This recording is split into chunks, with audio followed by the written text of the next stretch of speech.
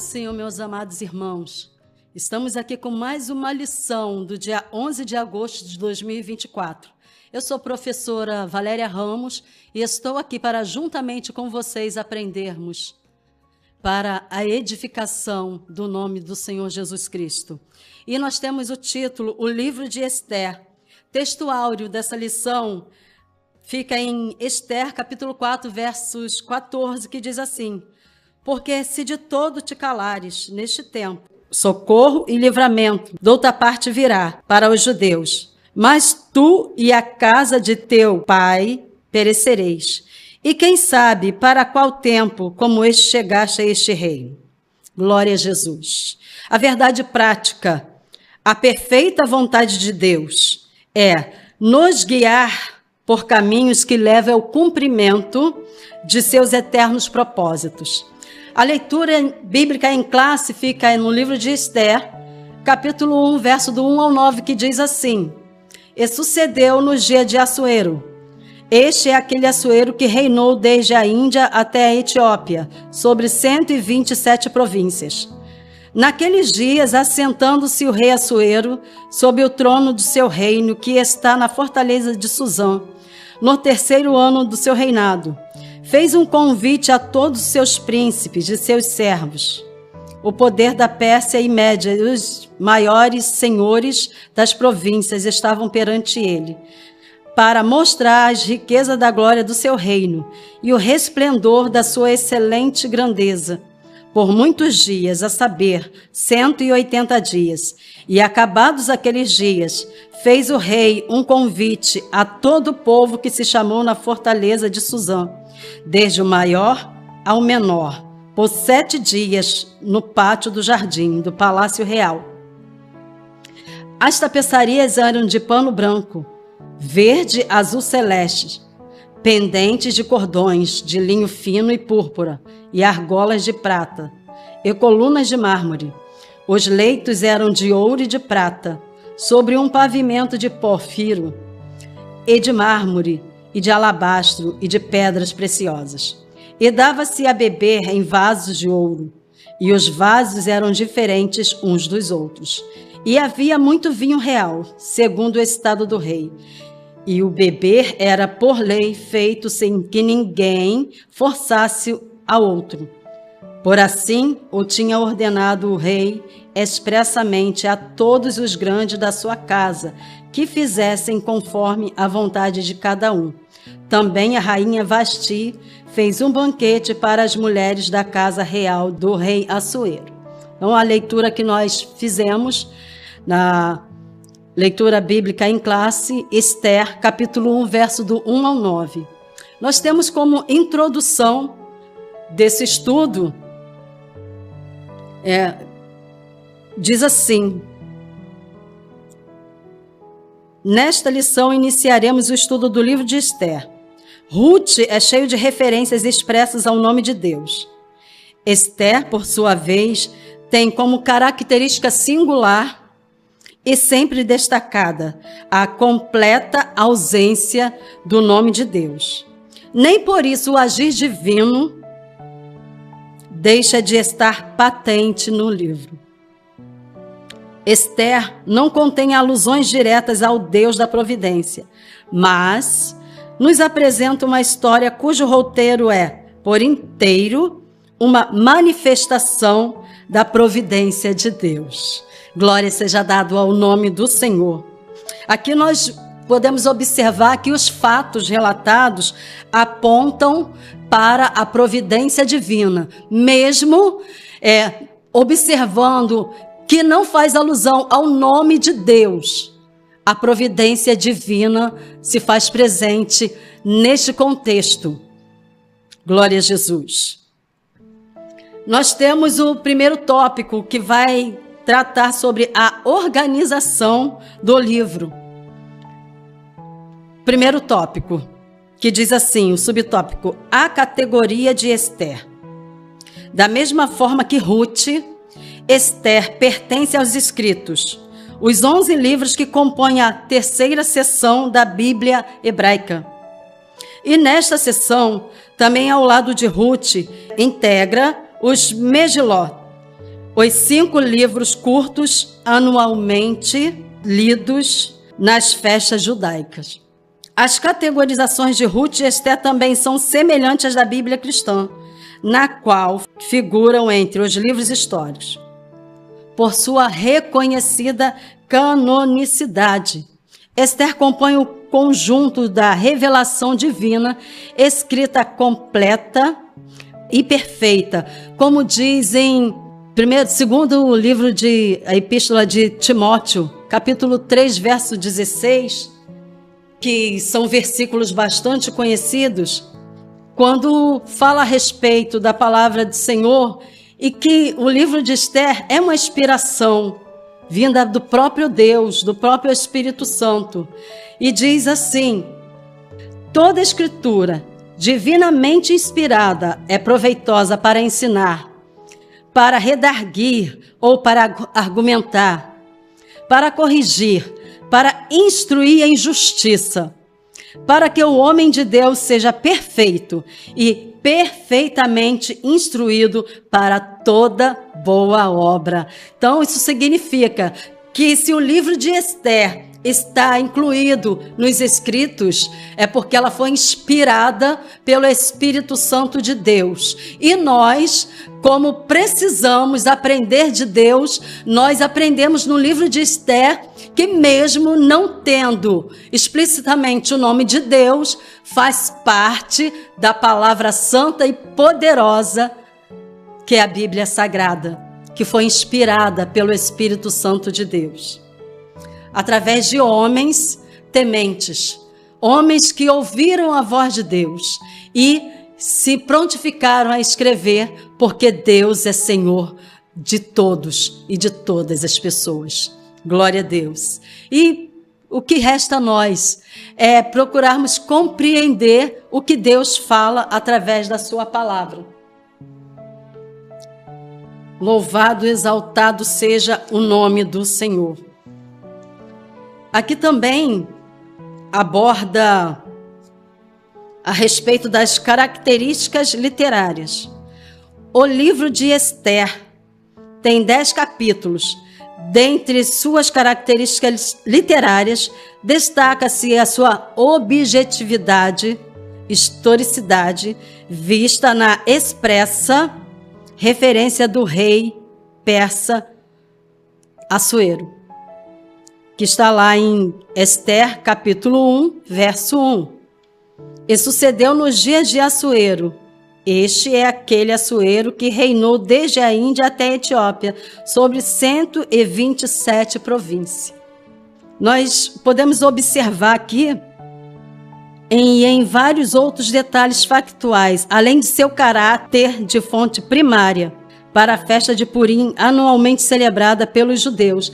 A festa de Purim, ela vai falar a respeito de uma festa que era celebrada todo ano em 14 de Adar. Comemora a salvação do povo judeu na antiga Pérsia, da trama de Amã, para destruir, matar e aniquilar a todos os judeus, jovens e velhos, crianças e mulheres, num único dia. Nós podemos observar e nos atentarmos para as coisas que Deus faz. Aqui nós vemos aqui que aquele homem chamado Amã, ele tentou contra o povo de Deus. Mas como Deus cuida de nós, ele não permitiu. Isso a gente vai ver com o decorrer da lição. Autoria e data. O autor de Esther é desconhecido. Muitos estudiosos consideram que o livro foi escrito por um judeu que viveu na Pérsia, pelo fato de o autor demonstrar amplo conhecimento da cidade de Suzã e de sua estrutura e de importantes documentos do Império Persa. Considerando essa possível autoria e algumas evidências internas, acredita-se que o livro de Esther seja datado do 5º século antes de Cristo, por volta de 460 antes de Cristo, logo após a morte de Assuero. Então, provavelmente, Mardoqueu foi um dos escritores. Essa é uma cogitação. E alguns acham, né, cogitam que foi escrito por Esdras, que se encontra no capítulo 6 e 7. E Mardoqueu, Esther, capítulo 9, verso 20.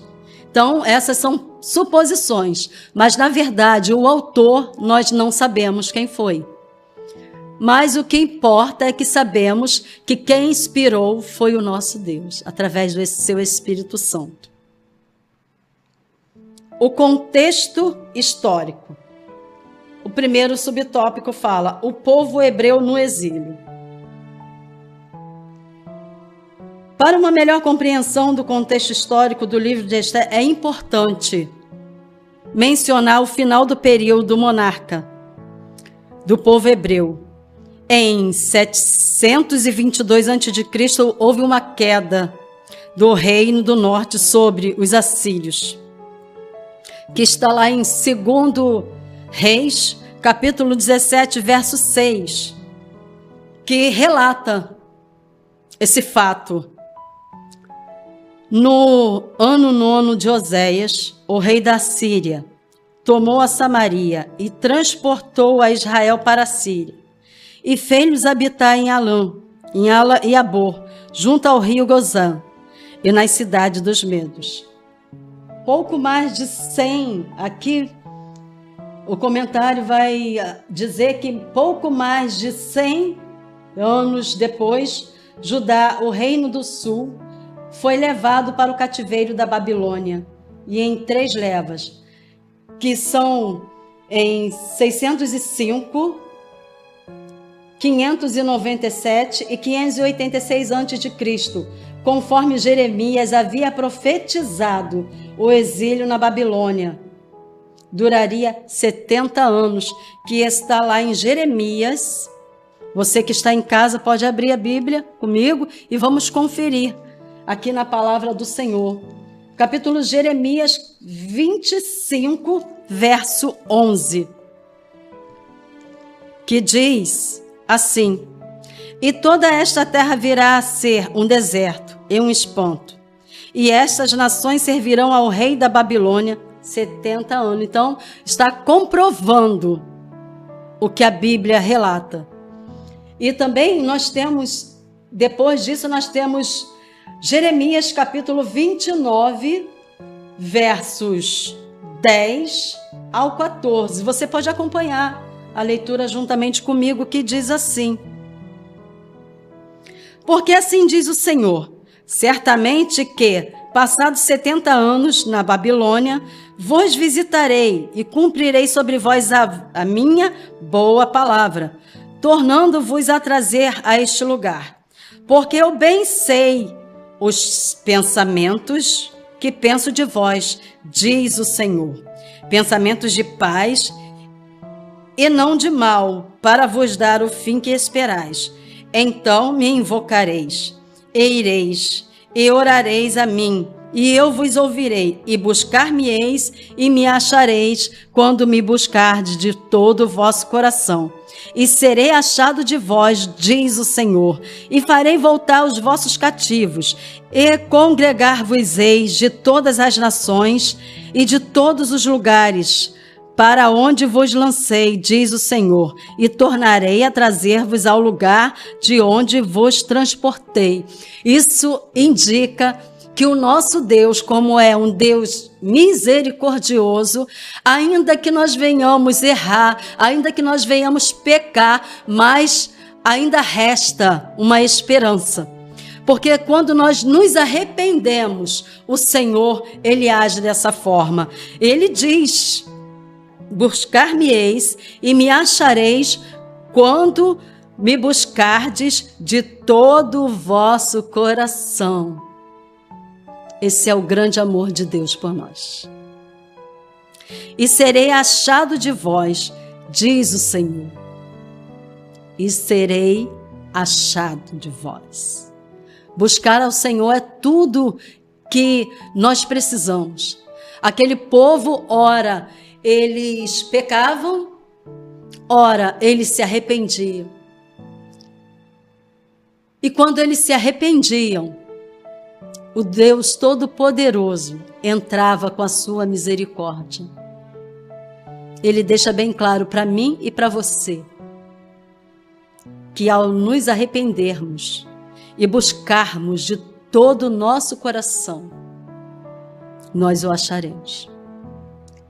Nós temos também, e continua aqui, foi um período em que Deus tratou com Judá, principalmente para extirpar a idolatria que havia contaminado a nação, que está no livro de Ezequiel, capítulo 36, do verso 16 ao 25, que você pode também meditar em casa, para que você possa crescer espiritualmente diante do nosso Deus. Aí diz assim: veio a mim a palavra do Senhor dizendo: filho do homem, quando a casa de Israel habitava na sua terra, então a contaminaram com seus caminhos e com as suas ações, como a imundícia de uma mulher em sua separação. Tal era o seu caminho perante o meu rosto. Derramei, pois, o meu furor sobre eles, por causa do sangue que derramaram sobre a terra e dos seus ídolos que a contaminam. E os espalhei entre as nações, e foram espalhados pelas terras, conforme os caminhos e conforme os seus feitos, e os julguei. E chegando às nações para onde foram, profanaram o meu santo nome, pois dizia eles: estes são o povo do Senhor e saíram da sua terra. Mas eu os poupei por amor do meu santo nome. É assim que o Senhor faz. Mas para isso precisa que haja arrependimento. Precisa que venhamos reconhecer que nós servimos a um Deus e que a Ele seja dada toda a honra, toda a glória e todo o louvor. E que não podemos idolatrar a ídolos, não podemos adorar a deuses, mas sim engrandecer ao nome do Todo-Poderoso. Engrandecer ao nome daquele que, por amor, nos chamou das trevas para a sua maravilhosa luz. Ali era um povo que estava virando as costas para Deus. Mas Deus, por sua infinita graça e misericórdia, ainda nos chama ao arrependimento. E quando aquele povo se arrependia, o Senhor os ouvia e os perdoava. Porque Ele sonda os corações. Se Ele perdoava, é porque Ele estava sondando o coração. E é gratificante quando o povo reconhece o poderio de Deus e o adora, e o exalta e o engrandece, porque Ele é santo. Nós temos aqui também, Deus abomina o pensamento, sentimento e comportamentos idolátricos. Em Romanos, no livro de Romanos, capítulo 1, vamos abrir comigo a palavra do Senhor. Em Romanos, capítulo 1, verso 18, alguns versículos, que diz: porque do céu se manifesta a ira de Deus sobre toda a iniquidade e injustiça dos homens que detêm a verdade em injustiça. Porquanto o que de Deus se pode conhecer, nele se manifesta, porque Deus lhe o manifestou. Porque as suas coisas invisíveis, desde a criação do mundo, tanto o seu eterno poder, para com a sua divindade, se entendem, e claramente se veem pelas coisas que estão criadas, para que eles fiquem inexcusáveis, porquanto, tendo conhecido o Deus, não glorificaram como Deus, nem lhe deram graças. Antes, em seus discursos, se desvaneceram e o seu coração insensato se obscureceu.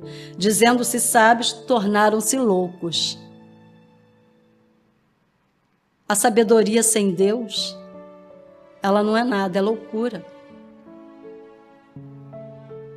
E mudaram a glória do Deus incorruptível em semelhança da imagem do homem corruptível, e de aves, e de quadrúpedes, e de répteis, pelo que também Deus os entregou às concupiscências do seu coração, à imundícia, para desonrar o seu corpo entre si. Pois mudaram a verdade de Deus em mentira, e honraram e serviram mais a criatura do que o Criador, que é bendito eternamente. Amém. É muito forte esse versículo que fala, o versículo 25, que diz: pois mudaram a verdade de Deus em mentira, e honraram e serviram mais a criatura do que o Criador. Através dessa atitude, nós alcançamos a ira de Deus. E Deus quer ser glorificado. Foi Ele quem nos criou. Foi Ele quem nos formou. Foi Ele quem nos escolheu, nos elegeu, para que pudéssemos ser povo seu, templo do Espírito Santo. Quando nós deixamos de adorar esse Deus, nós estamos virando as costas para o Criador, para o Senhor das nossas vidas, para aquele que deu o seu único filho para nos transformar. Ele morreu numa cruz, Jesus Cristo, e nós viramos as costas para esse Deus. Esquecemos que Ele é o Criador. Nós fomos criados. Nós fomos criados para a glória do Teu nome. Não podemos nos esquecer. A idolatria, ela tem que ser banida no meio do povo. Infelizmente, na atualidade, há muitos que idolatram a deuses, que são imagens de escultura, que têm olhos, mas não conseguem ver. Têm ouvidos, mas não ouvem. Têm boca, mas não falam. E nem a sua mão pode nos alcançar, porque são imagens feitas por mãos humanas. Feitas por mãos humanas. E Deus é o nosso Criador. E quando nós reconhecemos a soberania de Deus, nós procuramos andar em conformidade com a sua palavra. Adorar somente ao Criador. Vale a pena nós servirmos a esse Deus. Vale a pena deixar Deus agir nas nossas vidas. O fim do exílio, o subtópico 2, fala: ao mesmo tempo em que julgava Judá por sua idolatria, o Deus eterno, juiz de toda a terra, exercia o seu justo juízo sobre Babilônia por sua iniquidade. Deus ama o pecador, mas o pecado ele abomina. Antes já havia julgado a Síria, como profetizado por Naum, e que diz assim: Deus não tem o culpado por inocente que está lá. Vamos abrir a palavra do Senhor comigo para acompanhar essa leitura que diz o capítulo 1 de Naum, verso 2 e 3, que diz assim: o Senhor é zeloso e que toma vingança. O Senhor toma vingança e é cheio de furor. O Senhor toma vingança contra os seus adversários e guarda a ira contra os seus inimigos. Quando nós deixamos de olhar para Deus, deixamos de andar com Deus, deixamos de que o Senhor passe a ser uma página virada na nossa vida, nós alcançamos a ira de Deus. Ainda diz aqui, nos tornamos inimigos de Deus. O Senhor é tardio em irar-se, mas grande em força, e ao culpado não tem por inocente. O Senhor tem o seu caminho na tormenta e na tempestade, e as nuvens são o pó dos seus pés. É forte aqui quando diz, no verso 2, o Senhor toma vingança contra os seus adversários e guarda a ira contra os seus inimigos. O que será de nós se nós virarmos as costas para o Senhor? Começarmos a idolatrar, começarmos a abrir mão de tudo aquilo que Deus fez por nós, nos esquecendo a maravilhosa graça. Será que você gostaria de saber, de ouvir que você é inimigo de Deus? Será que seria importante, interessante para você e para mim ouvir Deus dizendo que por causa da idolatria, por tudo aquilo que desabona, desaponta a nossa conduta, sabermos que somos inimigos de Deus? Medite, analise para que Deus possa se revelar a ti. Precisamos a cada dia abrir mão de tudo aquilo que desagrada ao nosso Deus. Glória a Deus. Glorificado, exaltado seja o nome do Senhor. O Deus Todo-Poderoso, Criador dos céus e da terra. Aqui ainda fala o pós-exílio. Esther registra fatos ocorridos na capital do Império Persa, Suzã, entre o primeiro e o segundo retorno dos judeus para Jerusalém. Estima-se que mais de 1 milhão de judeus viviam na região da Babilônia.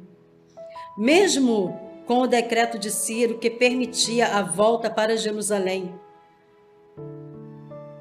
a maioria absoluta dos judeus decidiu, pelo que lhes parecia mais cômodo, permanecer nas cidades que ocupavam na Babilônia. É mais fácil continuar onde aparentemente é bom para nós.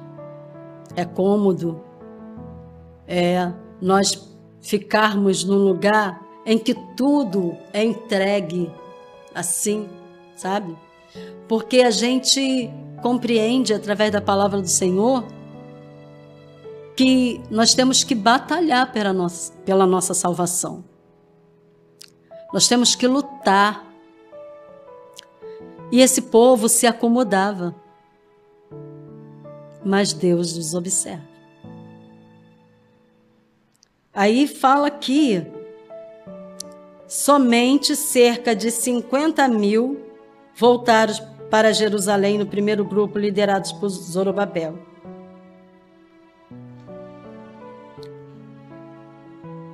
Que está lá em Esdras, capítulo 1, verso 5. E também nós temos capítulo 2, versos 64 e 65. Você pode abrir a palavra e buscar mais, aprender mais, deixar Deus trabalhar.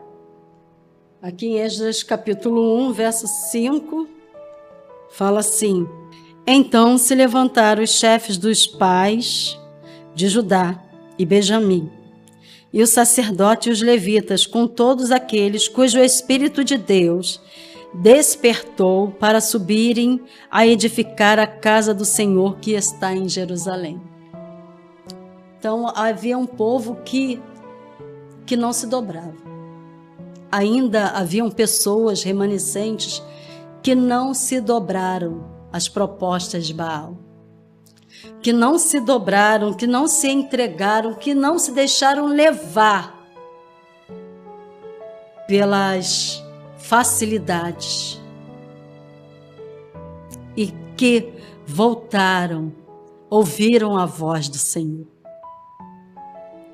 É gratificante quando a gente ainda percebe pessoas que querem buscar ao Senhor, que têm interesse de andar na presença do Senhor. E é maravilhoso quando reconhecemos que sem esse Deus não somos nada. Esse Deus é tremendo, Ele opera como quer, Ele faz como quer. E só cabe a nós deixarmos Ele operar nas nossas vidas. Glória a Deus. Louvado, exaltado seja o nome do Senhor. Ele é Senhor das nossas vidas. Esse período da história narrado do capítulo 1 ao 6 do livro de Esdras. Entre o capítulo 6 e o capítulo 7 há um intervalo de aproximadamente 60 anos. E é na segunda metade desse período que se passam os fatos do livro de Ester. Fatos importantíssimos para a nossa edificação do agir de Deus. Fatos importantíssimos para nos ensinar que mesmo que o nome de Deus não esteja inserido no livro de Ester, a gente vê a providência de Deus através desta jovem que foi escolhida para ser a rainha. Planos de Deus, porque através de Ester, aquele povo seria salvo da ira de um homem, pode-se dizer louco, um homem que soberbo, cheio de soberba, queria glória para si, mas a glória, a honra, o louvor pertence ao Deus dos céus. Aleluia, vale um glória, não vale? Glorifique aí na sua casa o nome do Senhor, exalte ao nome do Senhor, bendiga o nome do Senhor,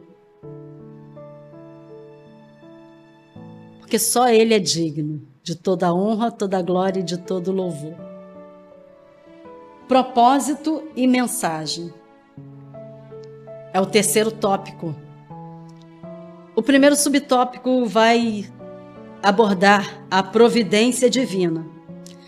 O principal propósito do livro de Ester é registrar o cuidado providencial de Deus com o seu povo, a despeito de suas escolhas fora do seu propósito. Então, Para quê?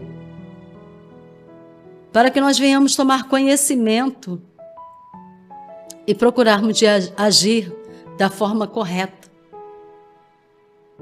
Para que nós não venhamos ser destruídos, perdermos a nossa salvação, a vida eterna que está preparada para nós naquele grande dia.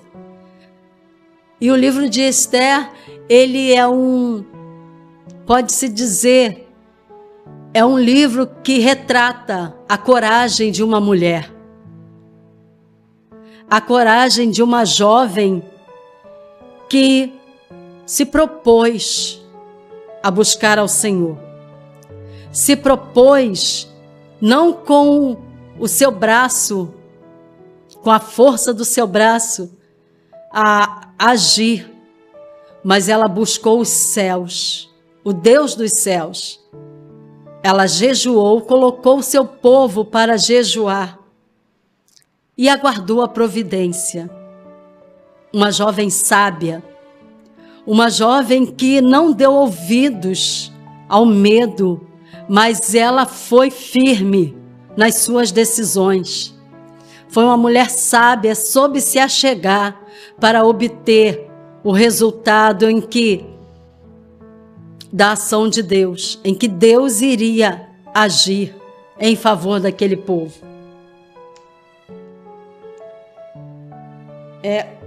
Aqui diz, ao decidirem permanecer na Babilônia sob os domínios do Império Persa, os judeus olharam para a estabilidade que imaginavam ter conquistado, não apenas no aspecto econômico, mas também cultural, social e religioso.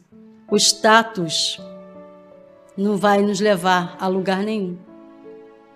A gente pode fazer de tudo, mas aquele grande dia, nós podemos ganhar o mundo, mas a palavra do Senhor diz: o que adianta ganhar o mundo e perder a sua própria alma? São questões para que nós possamos analisar se vale a pena nos preocuparmos com os prazeres do mundo. Para que nós possamos analisar, refletir, se vale a pena abrir mão do Deus Todo-Poderoso, o Deus que nos liberta. Nós éramos acorrentados pelas garras do diabo, que representa o exílio. Nós éramos. Mas o Senhor Deus entregou a sua vida por nós. Nos fez povo seu, eleitos do Senhor. A palavra do Senhor fala que não me escolheste a vós, mas vós me escolhestes. Ele nos escolheu. Ele nos chamou. Não fomos nós que escolhemos o Senhor, mas Ele, por sua infinita graça e misericórdia,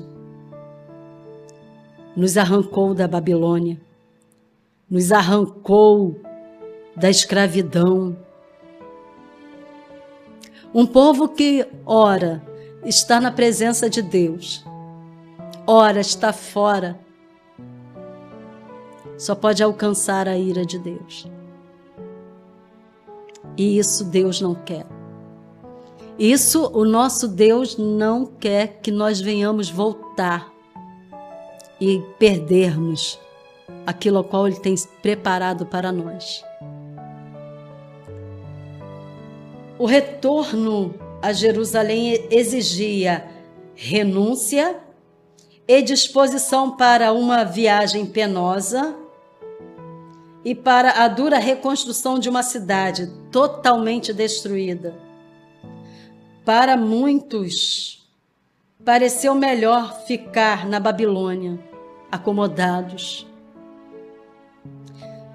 A palavra do Senhor fala em Provérbios, capítulo 14, verso 12, assim: há caminhos que ao homem parece direito, mas o fim dele são caminhos de morte. O que você prefere?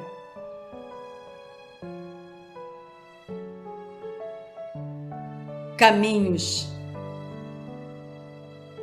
direitos, caminhos que levem ao céu, ou caminhos de morte? E aqui não se trata de uma morte física, não. Se trata de uma morte espiritual. Uma morte a qual o fogo do inferno não se apaga e o bicho nunca morre. É melhor escolher o caminho que leva ao céu, né? É melhor escolher o caminho que nos leva à salvação. É melhor andar na presença do Senhor, rejeitar as idolatrias, rejeitar tudo aquilo que desagrada ao nosso Deus e andar na vontade dele.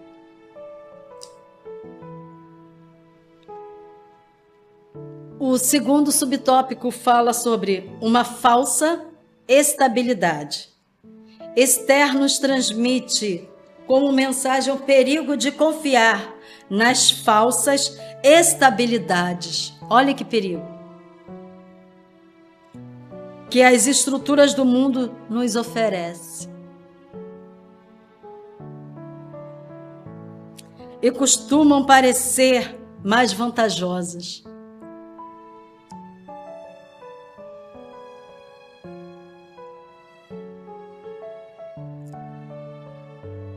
Há caminhos que para o homem parecem ser bons, mas o fim dele é morte. Então, a falsa segurança foi embora. O povo de Judá dependia novamente da intervenção divina para a sua sobrevivência. Quer tornar a ter vida? Dependa do Senhor. Vamos depender dele. Esther nos mostra Deus agindo mais uma vez, movendo as estruturas, agora no grande e poderoso Império Persa. Seja qual for a circunstância, é melhor confiar no Senhor do que no homem. A Bíblia nos alerta. É melhor confiar no Senhor do que no homem. Porque o homem nada pode fazer por nós. O homem, ele foi criado por Deus. E Deus nos formou. E nos chamou. E nos elegeu.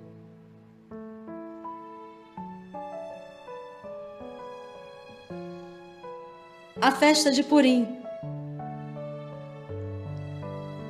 O livro de Esther também tem como propósito registrar a instituição da festa de Purim.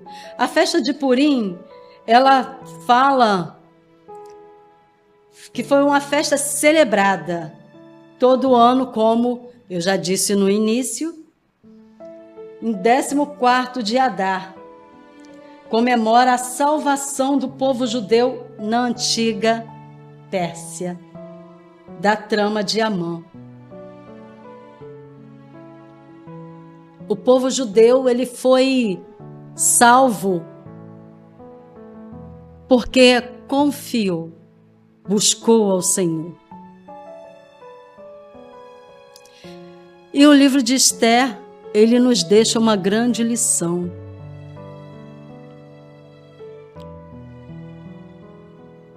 Que mesmo não contendo o nome de Deus, percebemos o agir de Deus no meio daquele povo.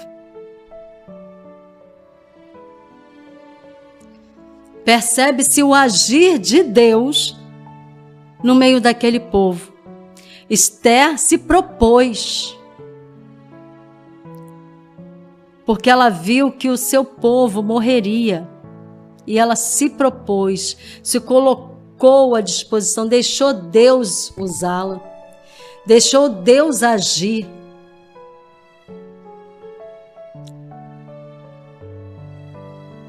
E que nós possamos seguir o exemplo de Esther.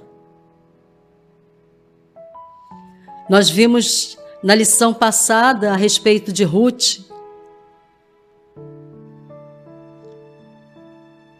Vimos a ação direta de Deus agindo na vida daquele povo através de uma mulher valorosa, uma mulher que abriu mão da idolatria, abriu mão de tudo aquilo que aparentemente parecia ser bom para servir ao Deus de Noemi. E nós vimos na quinta lição como Deus agiu através dessas mulheres, Noemi e Ruth. Mulheres tementes, mulheres que buscavam. Ruth abriu mão de tudo para buscar ao Senhor, para servir, porque ela disse assim para Noemi que o Deus dela seria o seu Deus.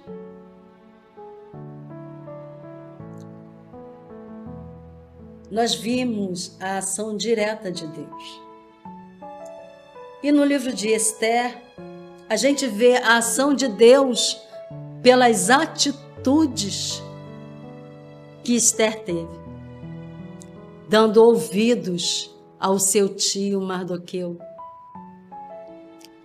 que durante o decorrer do livro de Esther, nós vamos perceber que Mardoqueu alertou a Esther a respeito da trama de Amã para destruir o seu povo. E ela prontamente não queria ver aquele povo ser destruído. Ela se propôs a buscar ao Senhor. Ela se propôs a deixar Deus agir, dando ouvidos ao seu pai de criação, porque mesmo sendo primos, ele quem a criou. Ela, como rainha, humilde, uma mulher temente, deixou Deus trabalhar na sua vida. Temos aqui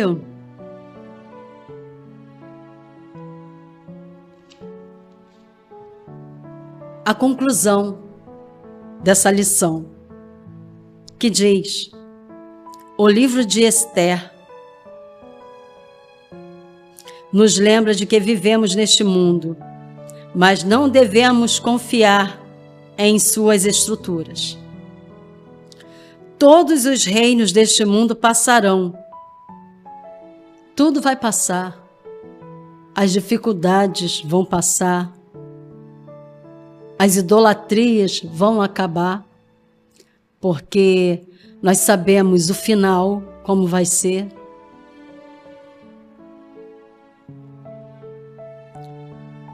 Tudo passa. Como está escrito em Daniel capítulo 2, verso 37 ao 45. Tudo vai passar. Vamos fazer essa leitura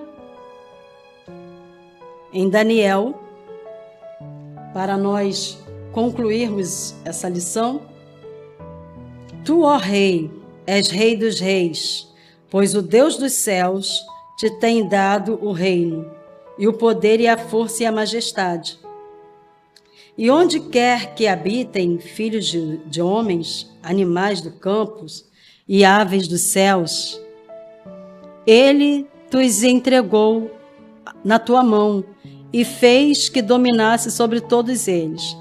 Tu és a cabeça de ouro, e depois de ti se levantará outro reino inferior, o teu, e um terceiro reino de metal, o qual terá domínio sobre toda a terra. E o quarto reino será forte como ferro, pois como o ferro esmiuça e quebra tudo, como o ferro quebra todas as coisas, ele esmiuçará e quebrantará. E quanto ao que viste dos pés e dos artelhos, em parte de barro de oleiro e em parte de ferro, isso será um reino dividido, contudo haverá nele alguma firmeza de ferro, pois que viste o ferro misturado com o barro de lodo. E como os artelhos eram em parte de ferro, em parte de barro, assim por uma parte o reino será forte e por outro será frágil. E quanto ao que vistes de ferro misturado com barro de lodo, misturar-se-ão com semente humana, mas não se ligarão um ao outro, assim como o ferro se não mistura com o barro.